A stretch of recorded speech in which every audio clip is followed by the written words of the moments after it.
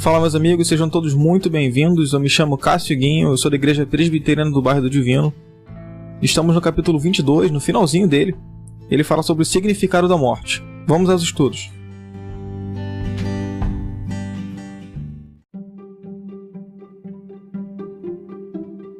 Mal transformado em bem.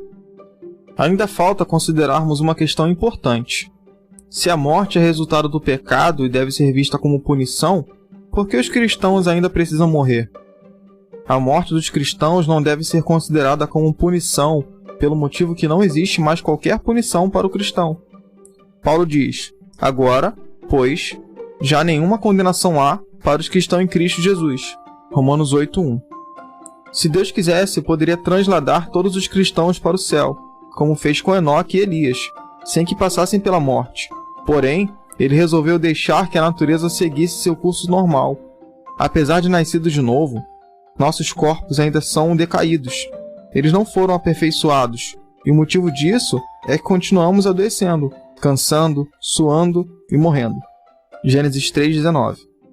A morte deve ser vista, no caso do cristão, não como uma punição, mas como uma consequência natural do corpo decaído. Nesse sentido, ele tem realmente ainda um sentido negativo. Porém, ela evoca pelo menos dois aspectos imensamente positivos. Primeiramente, devemos considerar que ela abre as portas para a eternidade. No momento da morte, a alma fica livre de todo o peso da corrupção e passa a aguardar o dia em que será reunida ao corpo aperfeiçoado da ressurreição. A morte para o crente é o portal para a situação imensamente mais abençoada do que a presente.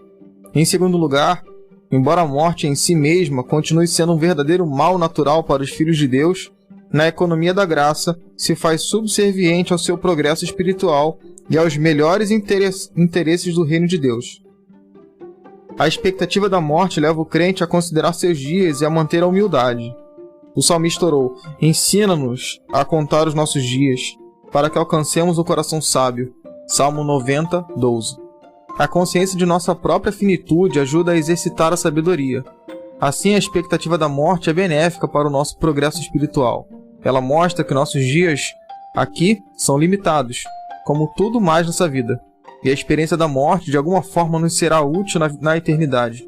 Jamais será caso de vergonha, antes de regozijo, pois nosso Senhor também a experimentou. Será um motivo de louvor ao Deus que transforma o mal em bem.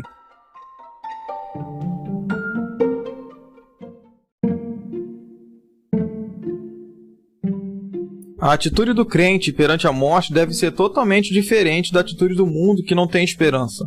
Aos olhos de Deus, a morte dos crentes não é uma retribuição por suas más ações. É algo que causa deleite no Senhor, pois preciosa é aos olhos do Senhor a morte dos seus santos. Salmo 116:15. Seja a morte de um crente de 100 anos ou de uma criança de alguns dias, perante os olhos do Senhor, essa morte é preciosa, pois o Senhor sabe que o céu é muito melhor. Para nós é difícil aceitar a ideia de que uma criança deixe esse mundo só com alguns dias. Porém, devemos nos lembrar que a vida é como a erva e logo estará murcha de qualquer forma. Perante a eternidade e diante daquele para quem 1000 anos é como um dia, Salmo 94, talvez faça pouca diferença viver 100 anos ou alguns minutos.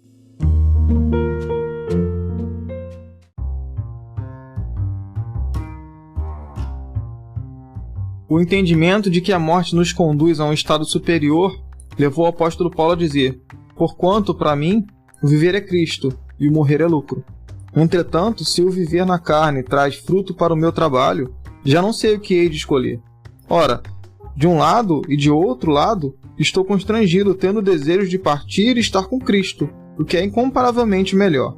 Filipenses 1:21-23. Aqui está um homem que viveu uma das existências mais gloriosas e, ao mesmo tempo, mais sofridas de todos os tempos.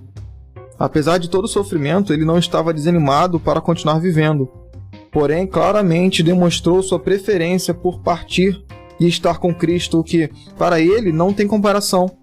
Ele desejava entrar naquele estado de bem-aventurança que João descreveu no Apocalipse. Então ouviu uma voz do céu dizendo: escreve: bem-aventurados os mortos que desde agora morrem no Senhor. Assim diz o Espírito, para que descanse das suas fadigas, pois as suas obras os acompanham. Apocalipse 14:13.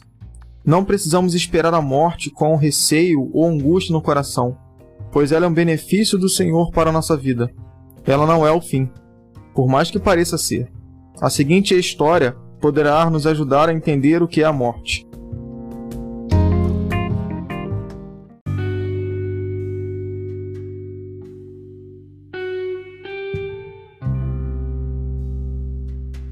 Eis-me numa praia. Um barco perto de mim abre as velas brancas ao vento e parte em direção ao alto mar. Este barco é belo e forte.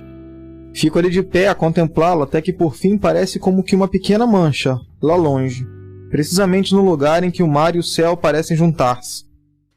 Alguém ao meu lado diz nesse momento: desapareceu. Desapareceu para onde? Desapareceu da minha vista. Eis tudo.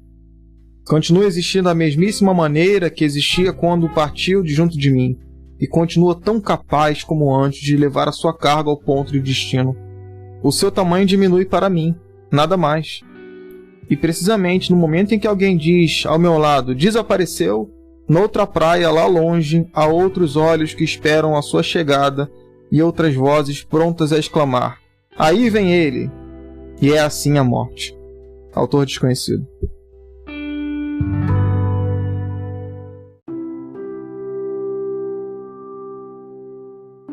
As pessoas queridas que desapareceram dos nossos olhos e que morreram no Senhor, desembarcaram nessa outra praia, onde todos nós, que esperamos em Cristo, um dia também desembarcaremos.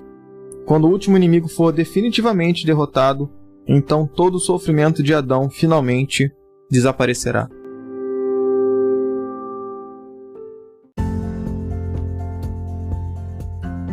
Pessoal, essa foi a nossa última aula do capítulo 22. Espero que tenha abençoado a vida de vocês. Revisem os outros capítulos também, revisem as outras aulas. E espero que o dia de vocês seja abençoado em nome de Jesus. Fiquem com Deus e até a próxima aula.